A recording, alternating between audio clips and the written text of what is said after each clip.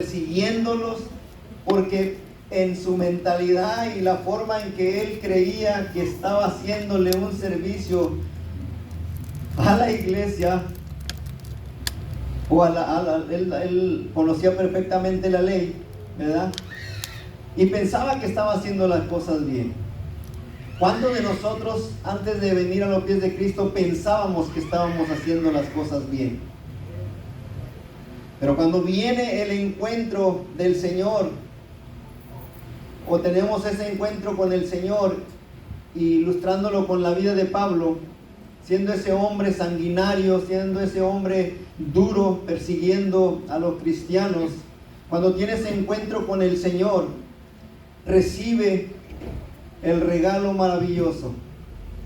Qué precioso es cuando usted tiene ese encuentro maravilloso con Dios sobrenatural, que te transforma, que te cambia, que trae esa convicción a tu corazón.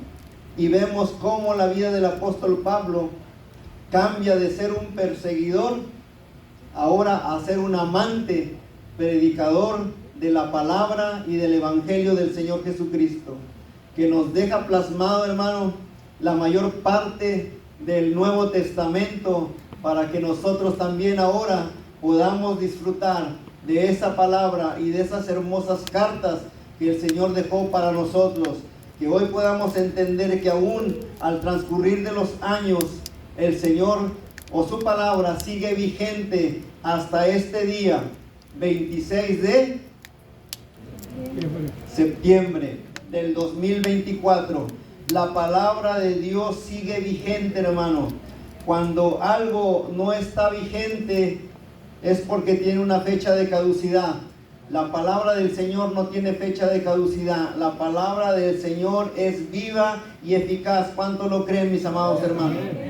Por lo tanto, si nosotros vivimos de acuerdo a la palabra de Dios, estamos siendo comisionados por Cristo como sus primeros apóstoles, como sus primeros discípulos, a servir en la obra del Señor y predicar el evangelio a donde el Señor te lleve, a donde el Señor te ponga, a donde el Señor te esté enviando. Ahí usted y yo seguiremos siendo siervos del Señor. ¿Cuántos dicen amén?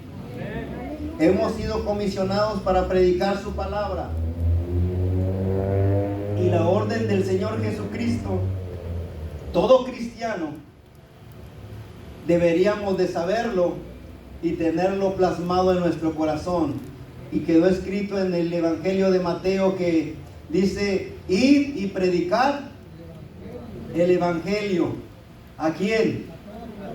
A toda criatura.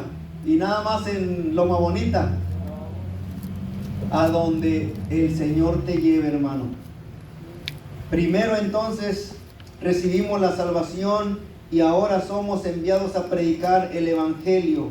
El apóstol Pablo fue un varón de Dios entendido, y ojalá que muchos de los que hoy estamos aquí podamos ser también entendidos como el apóstol Pablo entendió y recibió el amor de Cristo en su vida, convirtiéndolo en un hombre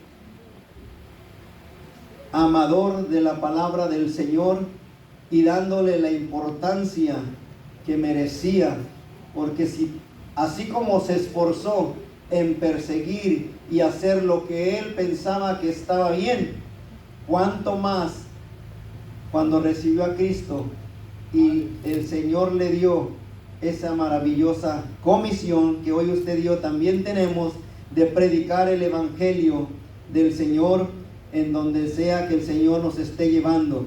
Mire, cuando recibimos a Cristo, hermano, sucedió algo maravilloso. ¿Cuántos recuerdan ese primer día en que usted recibió a Cristo, hermano? Amén. Amén. Ese día fue un día glorioso y maravilloso porque sucedió un cambio en nuestras vidas. Y fue el poder de Dios el que hizo ese milagro en nuestra vida, en nuestro corazón. Por ello es importante que cuando venimos a la casa del Señor, no lo hagamos como solamente un mero ritual de venir a la casa del Señor, o venir como un mero compromiso, para quedar bien con el pastor, para quedar bien con los hermanos. Tenemos que venir a la casa del Señor con esa convicción en nuestro corazón, como si fuese el primer día en que el Señor hizo ese milagro en nuestra vida, en nuestro corazón. Y ese cambio que nosotros recibimos, mis amados hermanos, lo que experimentamos, si nosotros recordamos esa maravillosa situación en que el Señor, o ese momento en que el Señor llegó a nuestra vida y recibimos el milagro de la salvación de nuestra alma, entonces debemos de cuidar con temor y temblor nuestra salvación. Si nosotros no recibimos la salvación porque se hizo un ritual, sino porque el Señor ya tenía un propósito para usted y para mí. ¿Cuántos dicen amén? Entonces, el apóstol Pablo conocía perfectamente la ley, pero también empezó a conocer el amor de Cristo. Nosotros, mis amados hermanos, si usted ha leído la parte donde la palabra del Señor nos habla acerca de los 10 leprosos, ¿cuántos recuerdan esa parte de la palabra del Señor? Eran 10 leprosos. ¿Cuántos se sanaron? Los 10. Pero ¿cuántos se salvaron? Uno solamente. ¿Y por qué los otros no? Por ingratos. Porque muchas veces venimos a la casa del Señor a pedirle, a rogarle, y Él nos da en su infinita misericordia. Alabanzas, aleluya. Nos da la sanidad muchas veces. Gracias, precioso, aleluya. Nos da la bendición de un trabajo. Pero una vez que lo obtenemos, dices, ya estoy sano, ya tengo un trabajo, ya no tengo necesidad de ir a la iglesia. Tenemos que darnos cuenta y concientizarnos de que lo que hoy usted es, de lo que hoy usted tiene y posee, no es suyo.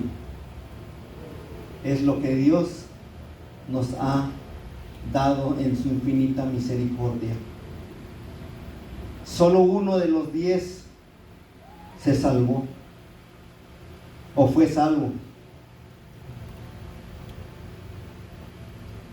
Yo no sé cuántos anhelan la venida del Señor. Aleluya, bendito Dios. Alabanza. ¿Cuántos quisieran que el Señor Jesucristo viniera ya? Amén. Amén. Pero si viniera hoy, tenemos la certeza de que nos vamos con Él. Gracias, Jesús. Gracias, Amén. Señor. Aleluya. Con convicción en nuestro corazón de que nos vamos con Él. Amén, aleluya. Pero hasta este momento, muchos de nuestros seres queridos aún no tienen a Cristo en su corazón. Y como padre, ¿usted dejaría a uno de sus hijos fuera de casa? Hermano Carmona, ¿usted dejaría a uno de sus hijos fuera de casa? ¿Verdad que no? Si nos podemos por unos momentos a reflexionar, si yo como padre natural no me gustaría dejar a ninguno de mis hijos fuera de casa, cuánto más nuestro Padre Celestial, que está esperándonos y que no quiere que ninguno de sus hijos se pierda. Y esta palabra el Señor me la ponía en mi corazón, porque qué bueno que tú me conoces y el resto de tu familia y el resto de tus amigos. ¿Cuántos hemos tenido o recibido la noticia de que uno tal vez de tus amigos de la infancia, de la adolescencia, se fue sin Cristo. Amén.